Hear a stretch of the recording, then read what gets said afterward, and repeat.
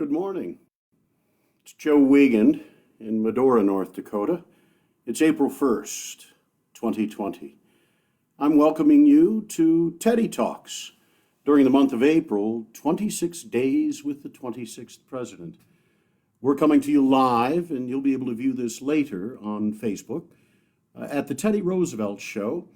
We're live at the Theodore Roosevelt Medora, the Medora, North Dakota Facebook page. I've got a couple of cameras running right now. You'll have to be patient with me. We'll work on this to get some of the technical aspects improved.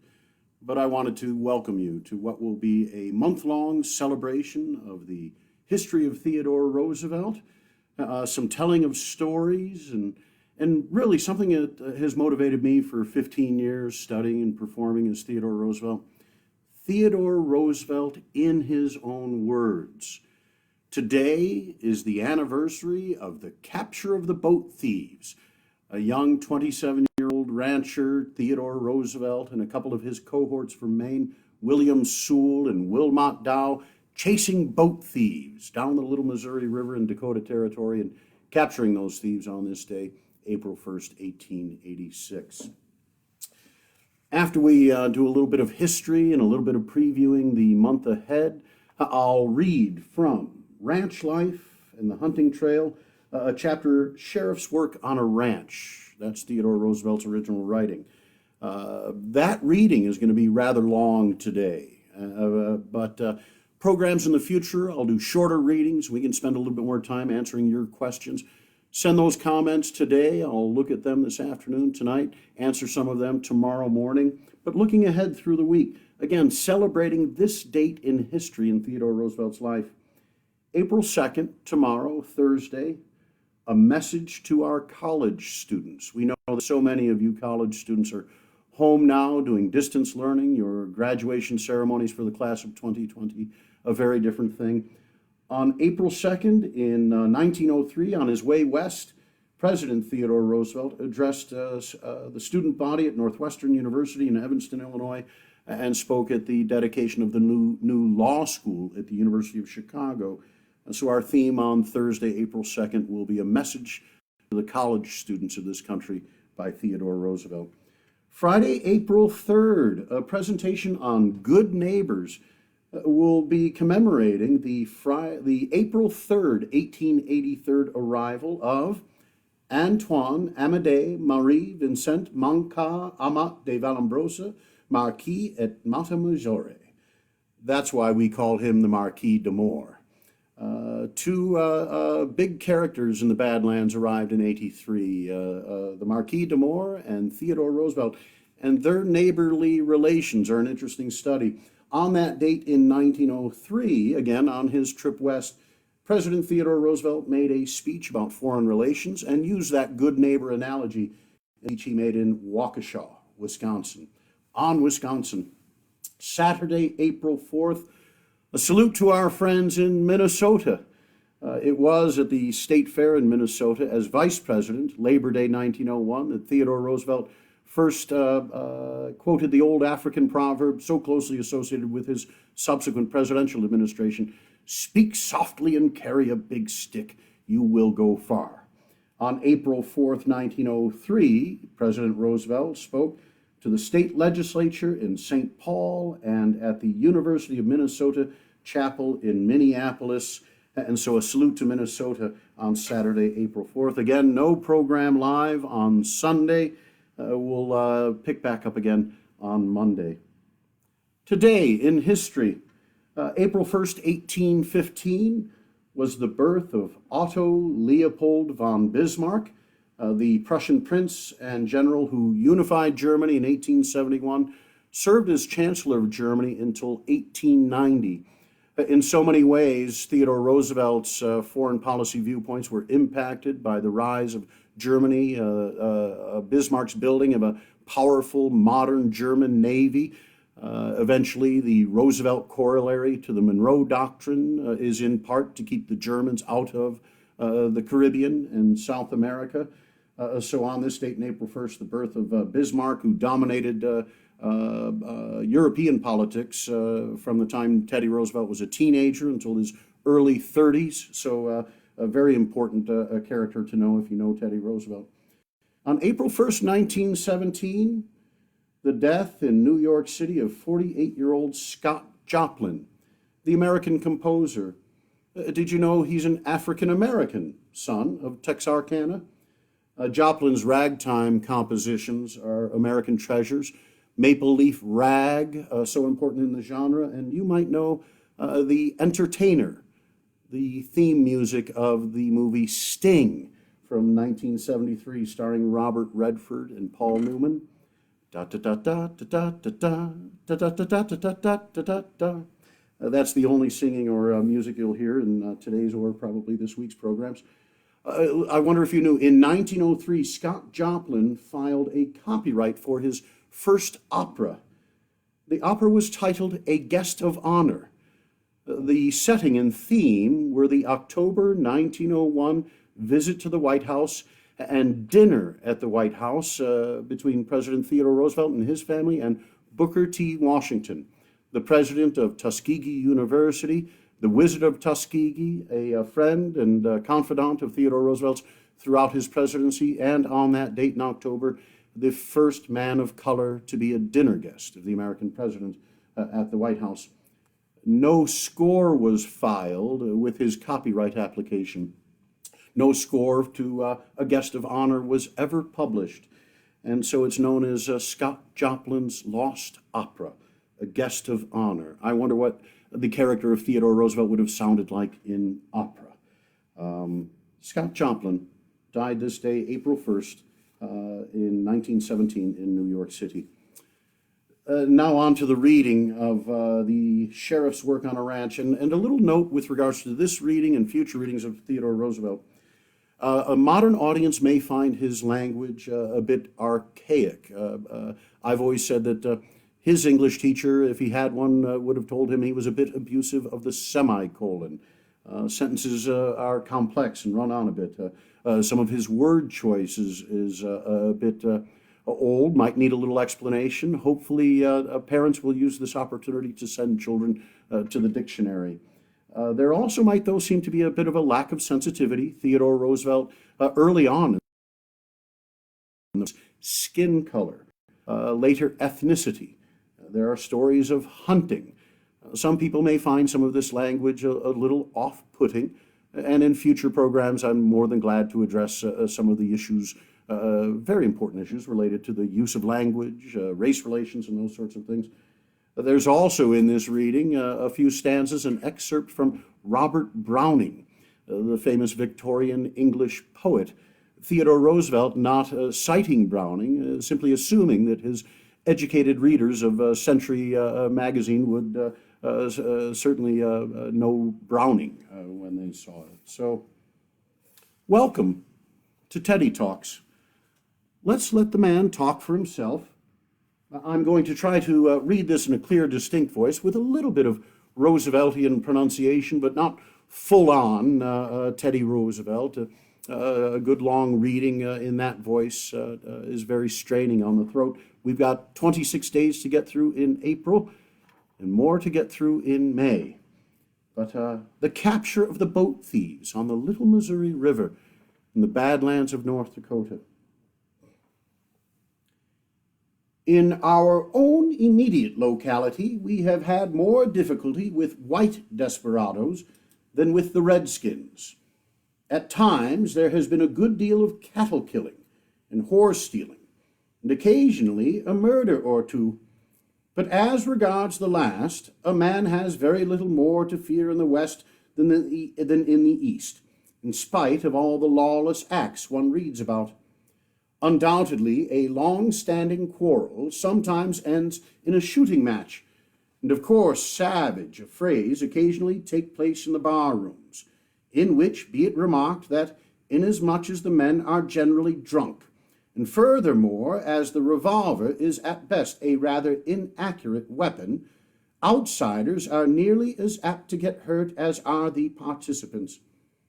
But if a man minds his own business and does not go into bar rooms, gambling saloons, and the like, he need have no fear of being molested. while a revolver is a mere foolish encumbrance for any but a trained expert and need never be carried.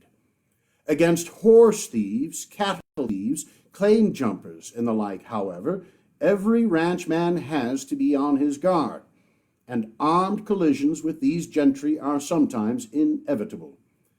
The fact of such scoundrels being able to ply their trade with impunity for any length of time can only be understood if the absolute wildness of our land is taken into account.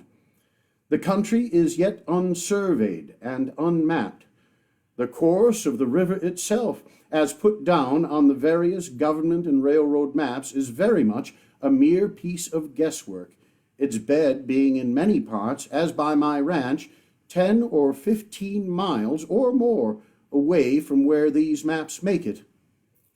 White hunters came into the land by 1880, but the actual settlement only began in 1882, when the first cattlemen drove in their herds all northern stock, the Texans not passing north of the country around the headwaters of the river until the following year, while until 1885 the territory through which it ran for the final 150 miles before entering the Big Missouri remained as little known as ever. Some of us had always been anxious to run down the river in a boat during the time of the spring floods, as we thought we might get good duck and goose hunting, and also kill some beaver, while the trip would, in addition, have all the charm of an exploring expedition. Twice, so far as we knew, the feat had been performed, both times by hunters, and in one instance with very good luck in shooting and trapping.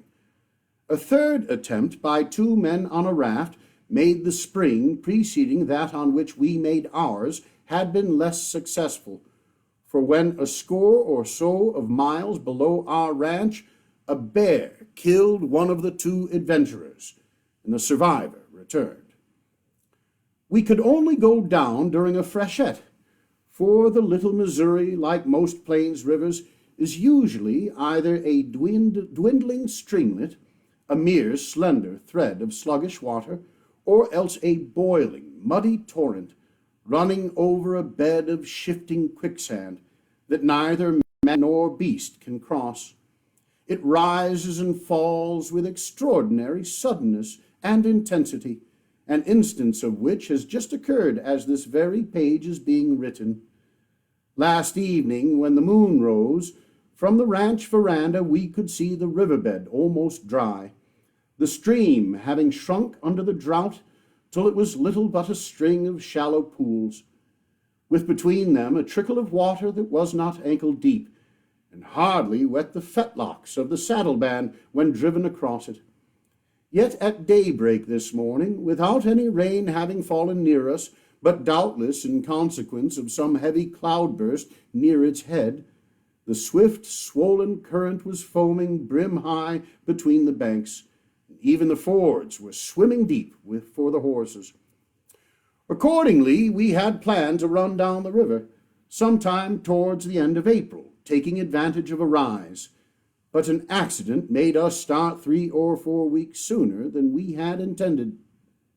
In 1886, the ice went out of the upper river very early during the first part of February, but it at times almost froze over again. The bottom ice did not break up, and a huge gorge, scores of miles in length, formed in and above the bend known as the Oxbow, a long distance upstream from my ranch. About the middle of March, this great Oxbow jam came down past us. It moved slowly, its front forming a high, crumbling wall and creaming over like an immense breaker on the seashore. We could hear the dull roaring and crunching as it plowed down the riverbed long before it came in sight round the bend above us. The ice kept piling and tossing up in the middle, not only heaped itself above the level of the banks, but also in many places spread out on each side beyond them, grinding against the cottonwood trees in front of the ranch veranda, and at one moment bidding fair to overwhelm the house itself. It did not, however, but moved slowly down past us with that look of vast, resistless, relentless force that any great body of moving ice, as a glacier or an iceberg, always conveys to the beholder. The heaviest pressure from the water that was backed up behind being, of course, always in the middle. This part kept breaking away, and finally was pushed on clear through, leaving the river so changed that it could hardly be known. On each bank, and for a couple of 100 feet out from it into the stream, was a solid mass of ice, edging the river along most of its length, at least as far as its course lay through lands that we knew. And in the narrow channel between the sheer ice walls, the water ran like a mill race. At night, the snowy, glittering masses, tossed up and heaped into fantastic forms, shone like crystal in the moonlight, but they soon lost their beauty, becoming fouled and blackened, and at the same time melted and settled down until it was possible to clamber out across the slippery hummocks.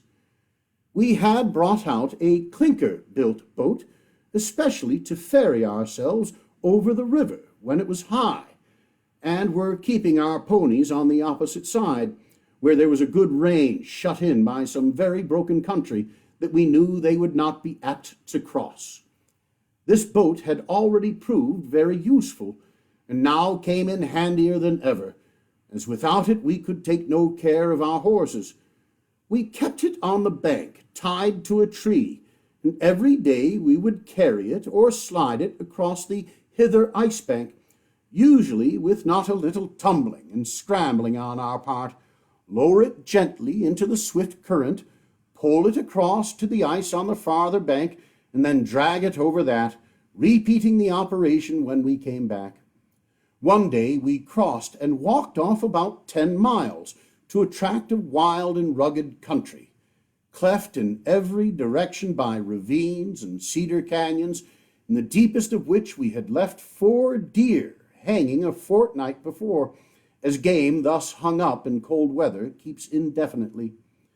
The walking was very bad, especially over the clay buttes, for the sun at midday had enough strength to thaw out the soil to the depth of a few inches only, and accordingly the steep hillsides were covered by a crust of slippery mud, with the frozen ground underneath. It was hard to keep one's footing, and to avoid falling while balancing along the knife-like ridge crests, or while clinging to the stunted sagebrush as we went down into the valleys. The deer had been hung in a thicket of dwarfed cedars, but when we reached the place we found nothing save scattered pieces of their carcasses, and the soft mud was trampled all over with round, deeply marked footprints, some of them but a few hours old, showing that the plunderers of our cache were a pair of cougars, mountain lions as they are called by the Westerners. They had evidently been at work for some time and had eaten almost every scrap of flesh. One of the deer had been carried for some distance to the other side of a deep, narrow, chasm-like gully across which the cougar must have leaped with the carcass in its mouth. We followed the fresh trail of the cougars for some time, as it was well marked, especially in the snow still remaining in the bottoms of the deep ravines. Finally, it led into a tangle of rocky hills riven by dark, cedar-clad gorges in which we lost it, and we retraced our steps, intending to return on the morrow with a good track-hound. But we never carried out our intentions, for next morning one of my men who was out before breakfast came back to the house with the startling news that our boat was gone, stolen, for he brought with him the end of the rope with which it had been tied, evidently cut off with a sharp knife, and also a red woolen mitten with a leather palm which he had picked up on the ice. We had no doubt as to who had stolen it, for whoever had done so had certainly gone down the river in it, and the only other thing in the shape of a boat on the Little Missouri was a small flat-bottomed scow in the possession of 3 hard characters who lived in a shack or hut some 20 miles above us, and whom we had shrewdly suspected for some time of wishing to get out of the country, as certain of the cattlemen had begun openly to threaten to lynch them. They belonged to a class that always holds sway during the raw youth of a frontier community, and the putting down of which is the first step towards decent government. Dakota, west of the Missouri, has been settled very recently, and every town within it has seen strange antics performed during the past 6 or 7 years. Medora, in particular, has had more than its full share of shooting and stabbing affrays, horse stealing and cattle killing. But the time for such things was passing away, and during the preceding fall, the vigilantes, locally known as stranglers, in happy allusion to their summary method of doing justice, had made a clean sweep of the cattle country along the Yellowstone and that part of the Big Missouri around and below its mouth.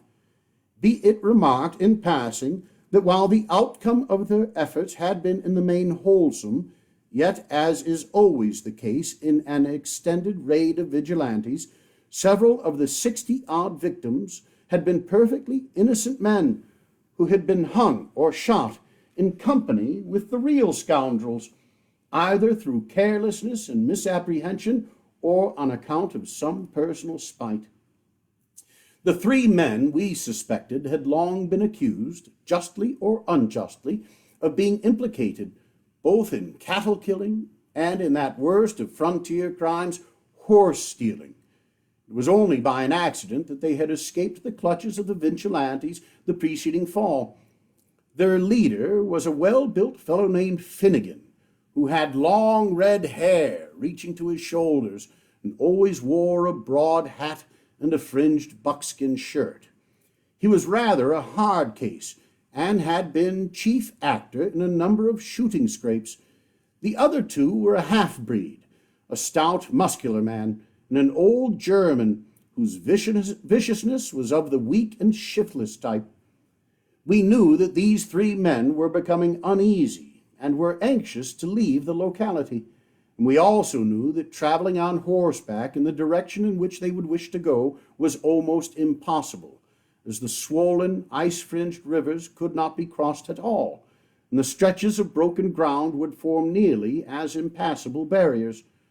So we had little doubt that it was they who had taken our boat, and as they knew, there was then no boat left on the river, and as the country along its banks was entirely impracticable for horses, we felt sure that they would be confident that there could be no pursuit.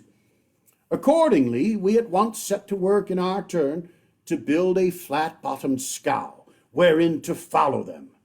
Our loss was very annoying, and might prove a serious one if we were long prevented from crossing over to look after the saddle band. But the determining motive in our minds was neither chagrin nor anxiety to recover our property. In any wild country where the power of the law is little felt or heeded, and where everyone has to rely upon himself for protection, men soon get to feel that it is in the highest degree unwise to submit to any wrong without making an immediate and resolute effort to avenge it upon the wrongdoers, at no matter what cost of risk or trouble. To submit tamely and meekly to theft or to any other injury is to invite almost certain repetition of the offense, in a place where self-reliant hardihood and the ability to hold one's own under all circumstances rank as the first of virtues. 2 of my cowboys, Sewell and Dow, were originally from Maine, and were mighty men of their hands, skilled in woodcraft and the use of the axe, paddle, and rifle. They set to work with a will, and as by good luck there were plenty of boards, in 2 or 3 days they had turned out a first-class flat bottom, which was roomy, drew very little water, and was dry as a bone, and though, of course, not a handicraft, was easily enough managed in going downstream.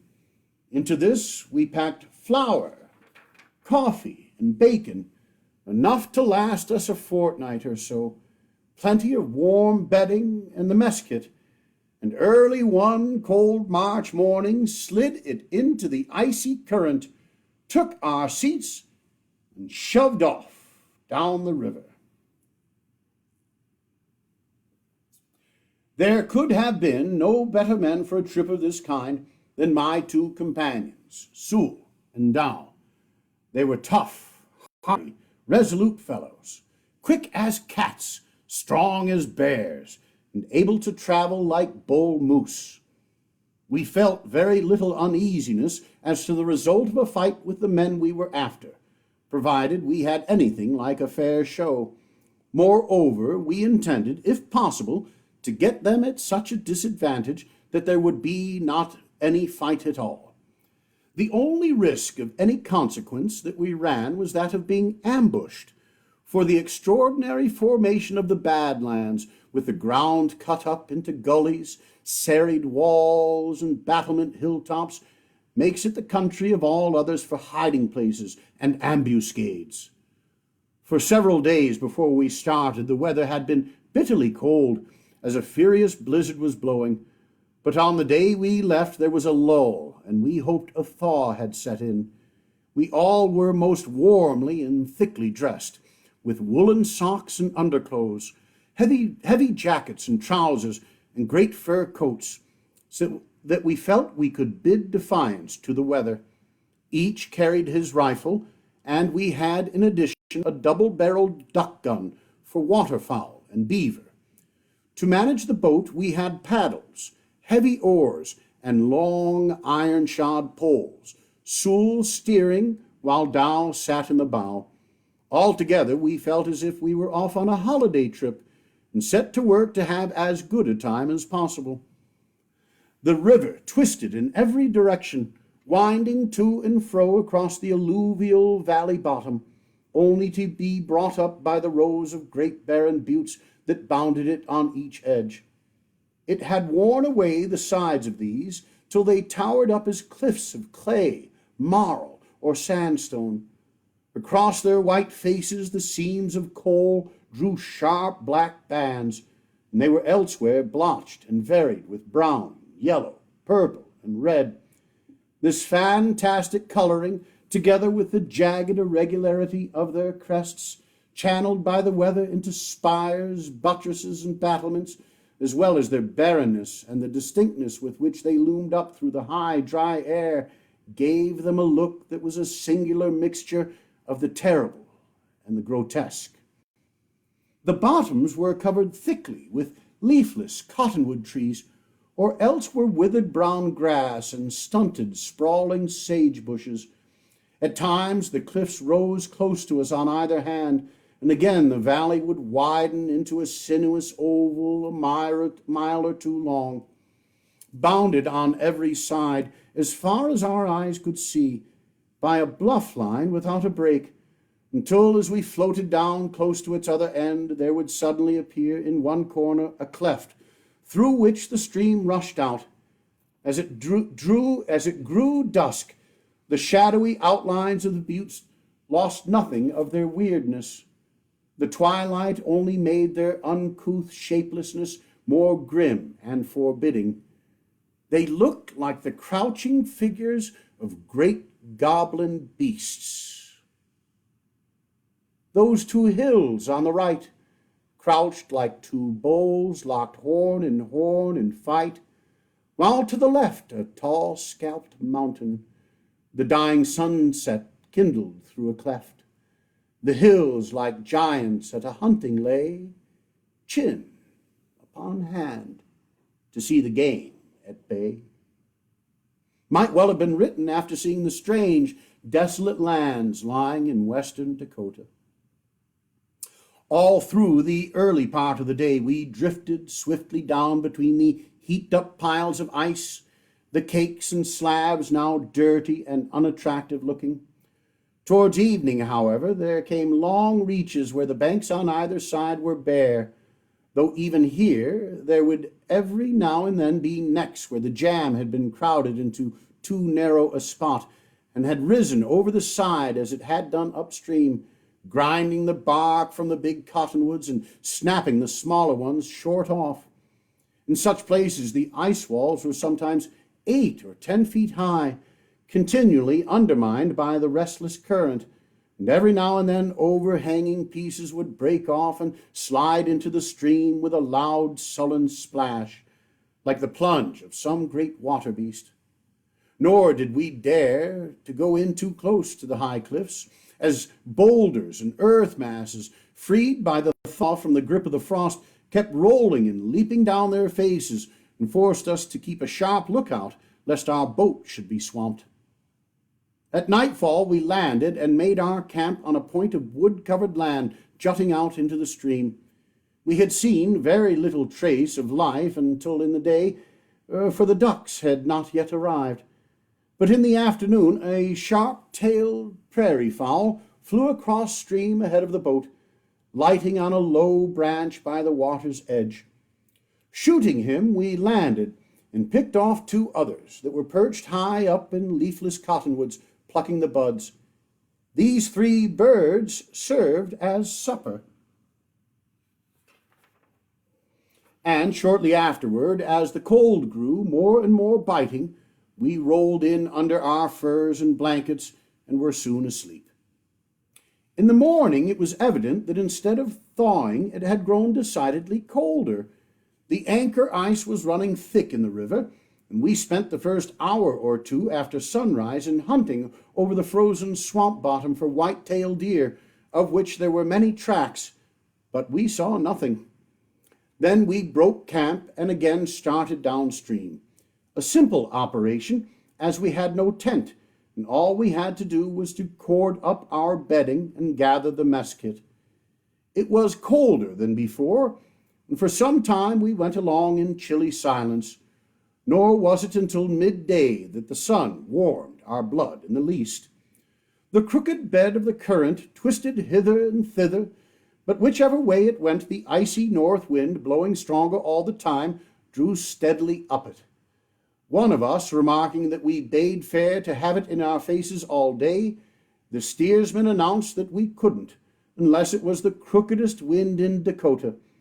And half an hour afterward we overheard him muttering to himself that it was the crookedest wind in Dakota. We passed a group of teepees on one bottom, marking the deserted winter camp of some Groventer Indians. Some of my men had visited a few months previously on a trading expedition. It was almost the last point on the river with which we were acquainted. At midday we landed on a sandbar for lunch, a simple enough meal, the tea being boiled over a fire of driftwood that also fried the bacon, while the bread only needed to be baked every other day. Then we again shoved off. As the afternoon waned, the cold grew still more bitter, and the wind increased, blowing in fitful gusts against us, until it chilled us to the marrow when we sat still. But we rarely did sit still, for even the rapid current was unable to urge the light draft scow down in the teeth of the long, strong blasts, and we only got her along by dint of hard work with pole and paddle. Long before the sun went down, the ice had begun to freeze on the handles of the poles, and we were not sorry to haul on shore for the night. For supper we again had prairie fowl, having shot 4 from a great patch of bullberry bushes late in the afternoon. A man doing hard work open air in cold weather is always hungry for meat. During the night the thermometer went down to 0, and in morning the anchor ice was running so thickly that we did not care to start at once, for it is most difficult to handle a boat in the deep frozen slush. Accordingly, we took a couple of hours for a deer hunt, as there were evidently many whitetail on the bottom. We selected one long, isolated patch of tangled trees and brushwood, 2 of us beating through it, while the other watched one end. But almost before we had begun, 4 deer broke out at one side, loped easily off, evidently not much scared, and took refuge in a deep glen or gorge, densely wooded with cedars, that made a blind pocket in the steep side of one of the great plateaus bounding the bottom. After a short consultation, one of our number crept round to the head of the gorge, making a wide detour, and the other two advanced up it on each side, thus completely surrounding the doomed deer. They attempted to break out past the man at the head of the glen, who shot down a couple, a buck, and a yearling doe. The other two made their escape by running off over ground so rough that it looked fitter to be crossed by their upland-loving cousins, the blacktail. This success gladdened our souls, ensuring us plenty of fresh meat. We carried pretty much all of both deer back to camp, and after a heavy breakfast, loaded our scow and started merrily off once more. The cold still continued intense, and as the day wore away, we became numbed by it, until at last an incident occurred that set our blood running freely again. We were, of course, always on the alert, keeping a sharp lookout ahead and around us, and making as little noise as possible. Finally, our watchfulness was rewarded, for in the middle of the afternoon of this, the third day we had been gone, as we came round a bend, we saw in front of us the lost boat, together with a scow moored against the bank, while from among the bushes some little way back the smoke of a campfire curled up through the frosty air. We had come on the camp of the thieves. As I glanced at the faces of my two followers, I was struck by the grim, eager look in their eyes. Our overcoats were off in a second, and after exchanging a few muttered words, the boat was hastily and silently shoved towards the bank. As soon as it touched the shore ice, I leapt out and ran up behind a clump of bushes, so as to cover the landing of the others, who had to make the boat fast. For a moment we felt a thrill of keen excitement, and our veins tingled as we crept cautiously towards the fire, for it seemed likely that there would be a brush. But as it turned out, this was almost the only moment of much interest, for the capture itself was as tame as possible. The men we were after knew they had taken with them the only craft there was on the river, and so felt perfectly secure. Accordingly, we took them absolutely by surprise. The only one in camp was the German, whose weapons were on the ground, and who, of course, gave up at once, his two companions being off hunting. We made him safe, delegating one of our number to look after him particularly, and see that he made no noise, and then sat down and waited for the others. The camp was under the lee of a cut bank, behind which we crouched, and after waiting an hour or over, the men we were after came in. We heard them a long way off and made ready, watching them for some minutes as they walked towards us, their rifles on their shoulders and the sunlight glinting on the steel barrels. When they were within 20 yards or so, we straightened up from behind the bank, covering them with our cocked rifles, while I shouted to them to hold up their hands, an order that in such a case in the West a man is not apt to disregard if he thinks the giver is in earnest. The half-breed obeyed at once, his knees trembling as if they had been made of whalebone. Finnegan hesitated for a second, his eyes fairly wolfish. Then, as I walked up within a few paces, covering the center of his chest so as to avoid overshooting, and repeating the command, he saw that he had no show, and with an oath let his rifle drop, and held his hands up beside his head. It was nearly dusk, so we camped where we were. The first thing to be done was to collect enough wood to enable us to keep a blazing fire all night long, while Sewell and Dow, thoroughly at home in the use of the axe, chopped down dead cottonwood trees and dragged the logs up into a huge pile. I kept guard over the three prisoners, who were huddled into a sullen group some 20 yards off, just the right distance for the buckshot in the double barrel. Having captured our men, we were in a quandary how to keep them. The cold was so intense that to tie them tightly hand and foot meant, in all likelihood, freezing both hands and feet off during the night, and it was no use tying them at all unless we tied them tightly enough to stop in part the circulation. So nothing was left for us to do but to keep perpetual guard over them. Of course, we had carefully searched them and taken away not only their firearms and knives, but everything else that could possibly be used as a weapon. By this time, they were pretty well cowed, as they found out very quickly that they would be well treated so long as they remained quiet, but would receive some rough handling if they attempted any disturbance. Our next step was to cord their weapons up in some bedding, which we sat on while we took supper. Immediately afterward, we made the men take off their boots, an additional safeguard, as it was a cactus country, in which a man could travel barefoot only at the risk of almost certainly laming himself for life, and go to bed, all three lying on one buffalo robe, and being covered by another in the full light of the blazing fire.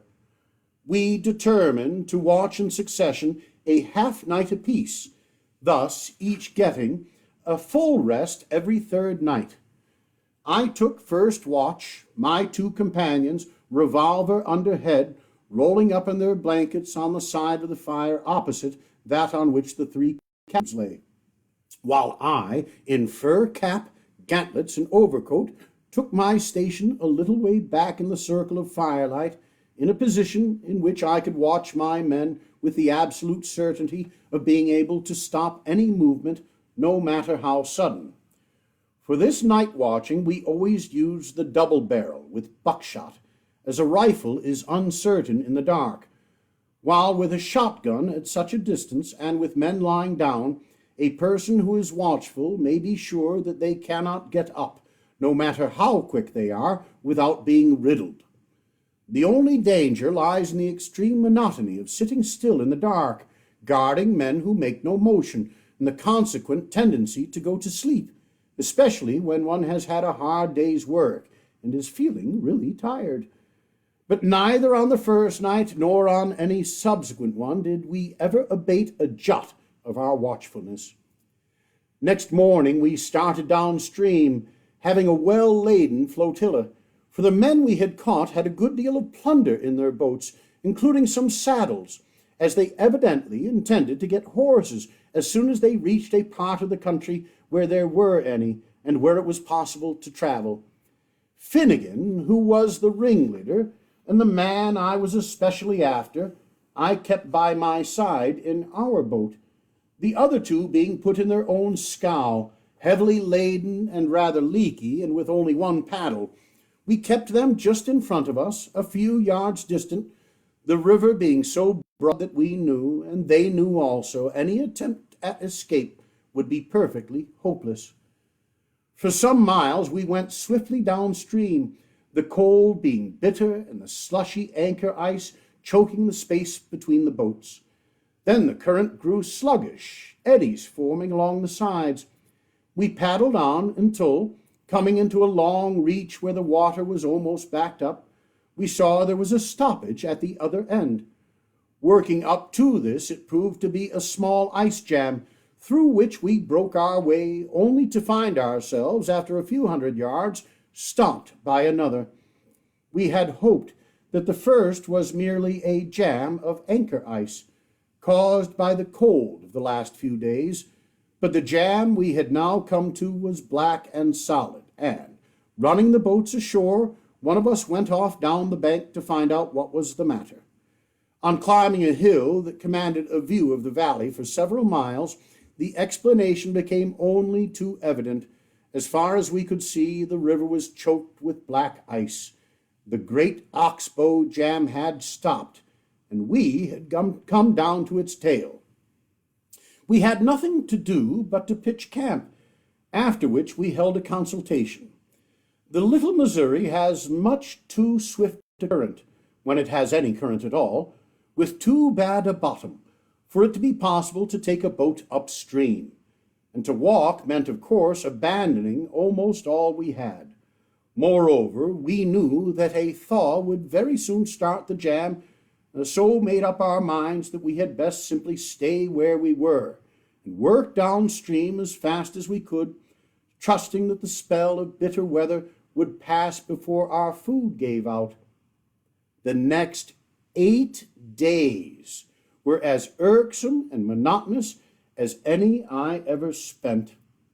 There is very little amusement in combining the functions of a sheriff with those of an Arctic explorer. The weather kept as cold as ever. During the night, the water in the pail would freeze solid. Ice formed all over the river, thickly along the banks, and the clear, frosty sun gave us so little warmth that the melting hardly began before noon. Each day the great jam would settle downstream a few miles, only to wedge again, leaving behind it several smaller jams, through which we would work our way until we were as close to the tail of the large one as we dared to go. Once we came round a bend and got so near that we were in a good deal of danger of being sucked under. The current ran too fast to let us work back against it, and we could not pull the boat up over the steep banks of rotten ice, which were breaking off and falling in all the time. We could only land and snub the boats up with ropes, holding them there for 2 or 3 hours until the jam worked down once more. All the time, of course, having to keep guard over the captives, who had caused us so much trouble that we were bound to bring them in, no matter what else we lost. We had to be additionally cautious on account of being in the Indian country, having worked down past Killdeer Mountains, where some of my cowboys had run across a band of Sioux, said to be Tetons, the year before. Very probably the Indians would not have harmed us anyhow, but as we were hampered by the prisoners, we preferred not meeting them.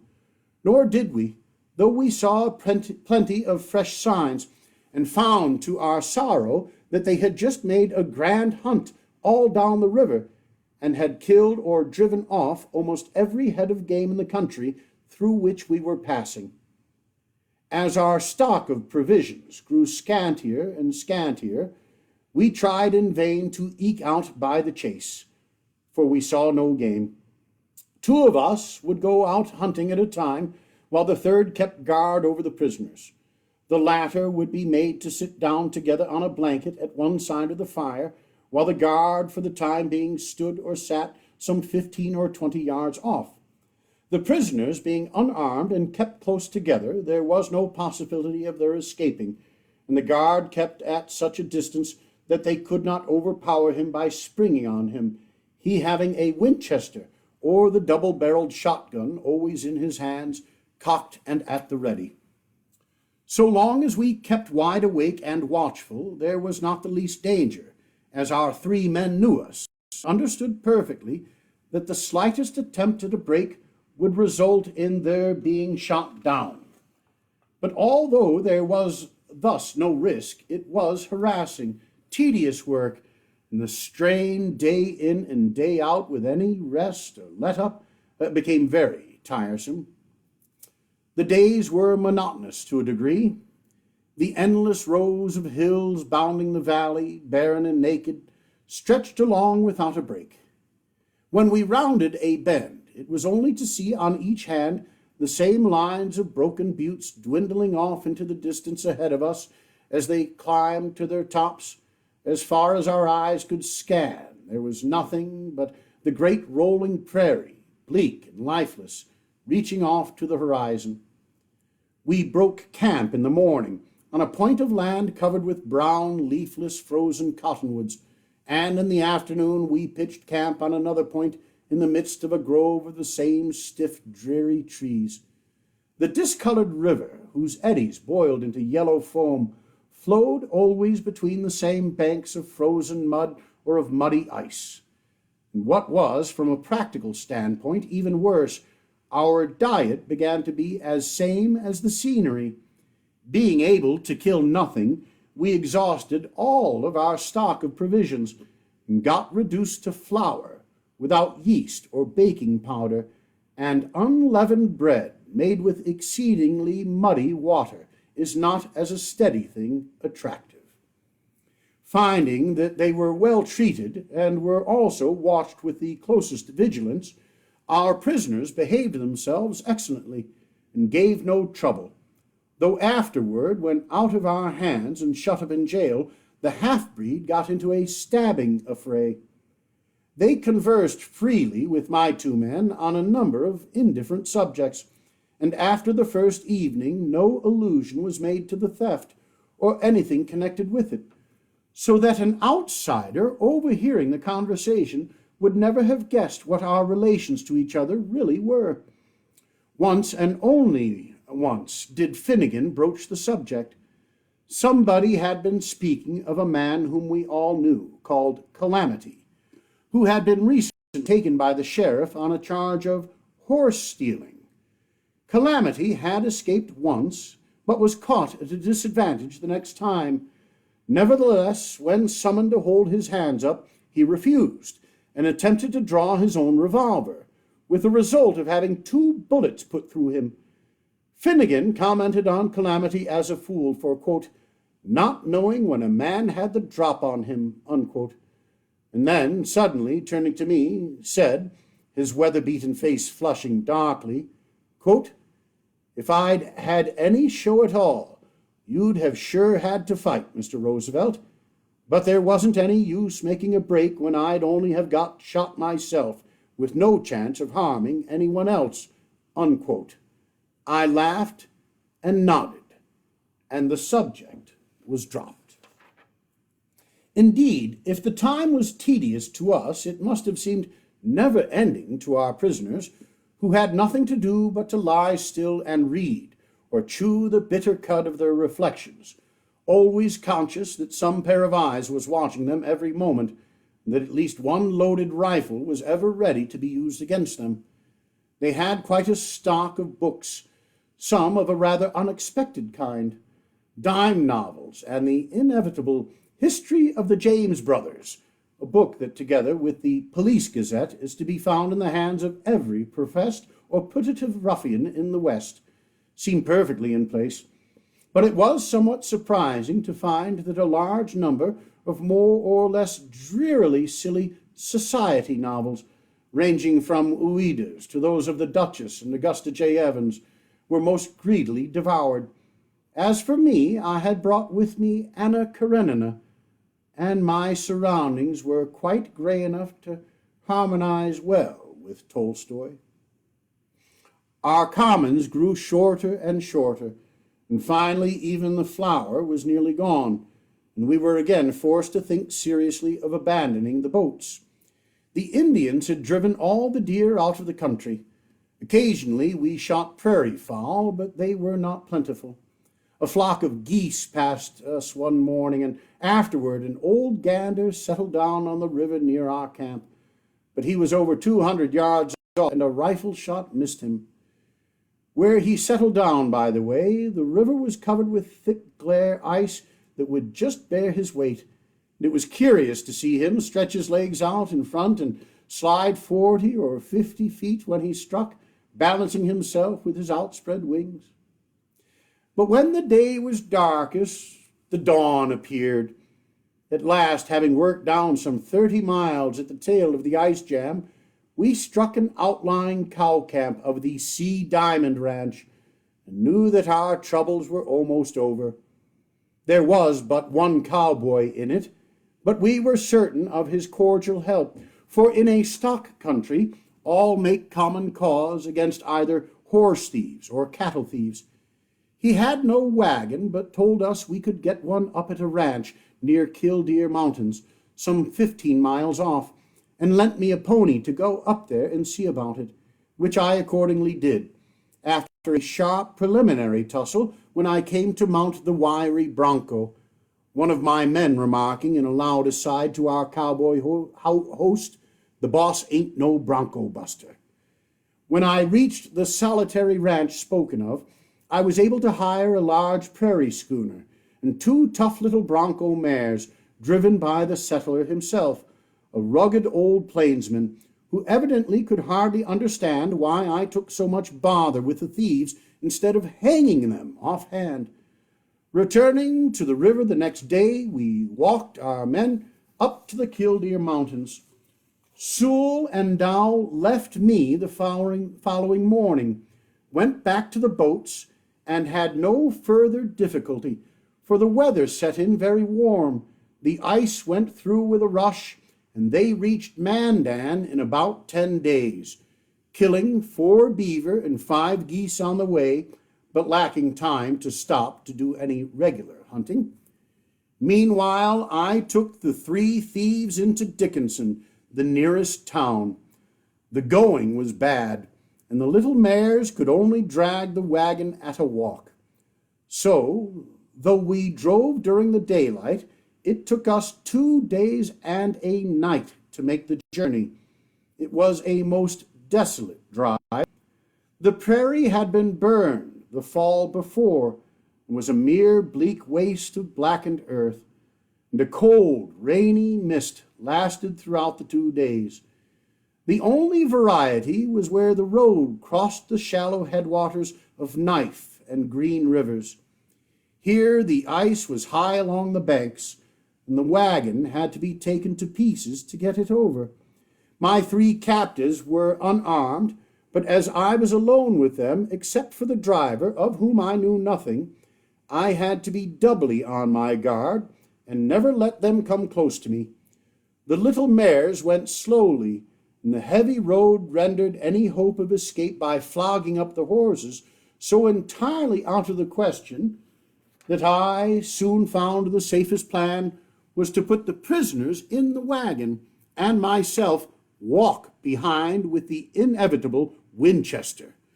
Accordingly, I trudged steadily the whole time behind the wagon through the ankle-deep mud. It was a gloomy walk. Hour after hour went by always the same, while I plodded along through the dreary landscape, hunger, cold, and fatigue struggling with a sense of dogged, weary resolution. At night, when we put up at the squalid hut of a frontier granger, the only habitation on our road, it was even worse.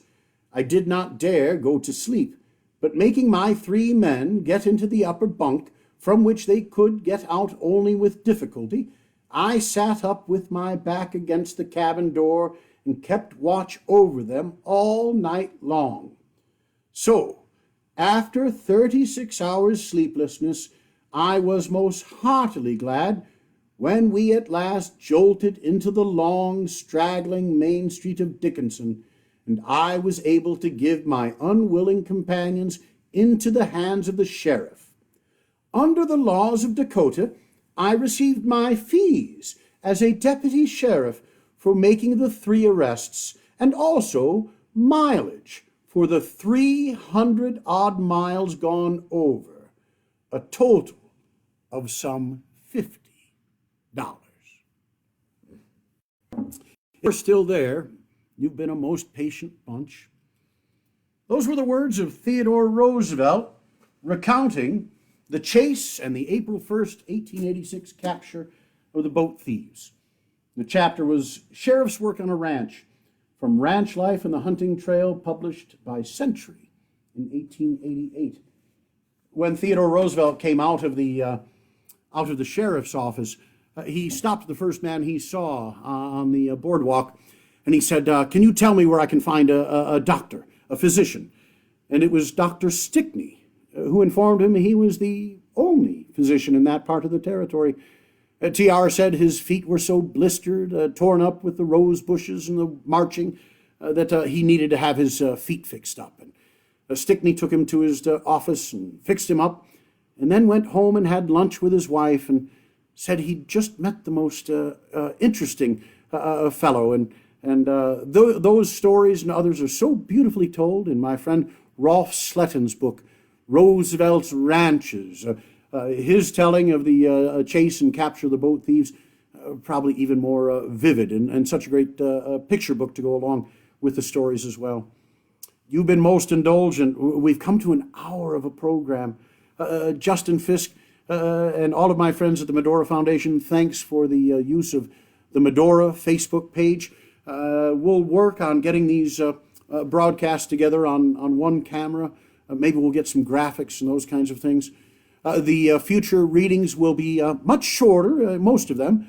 Some of them, like The Strenuous Life from April 1899 in Chicago, and The Man in the Arena, those speeches later in April will again be read at length.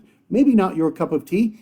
For the longer speeches, you might like to break them up into 2 or 3 listenings. Thanks for being with us today. Today, I'm thoughtful and prayerful for the men and women aboard the USS Theodore Roosevelt, CVN 71, the Big Stick. That nuclear aircraft carrier, the Navy and Marine Corps personnel aboard, they're in Guam in the Pacific Ocean. The captain has informed the Department of the Navy that the boat has the COVID-19, the coronavirus on board, that many of the men and women on board that ship are infected. All across this country, we're being called to work hard through these coming days. Godspeed. All the best. See you tomorrow for Theodore Roosevelt's message to our college students celebrating the April 2nd, 1903 speeches given in Chicago and Evanston to assembled audiences at the University of Chicago and Northwestern University. Thanks for being with us. All the best from Medora, where it's snowing on April 1st.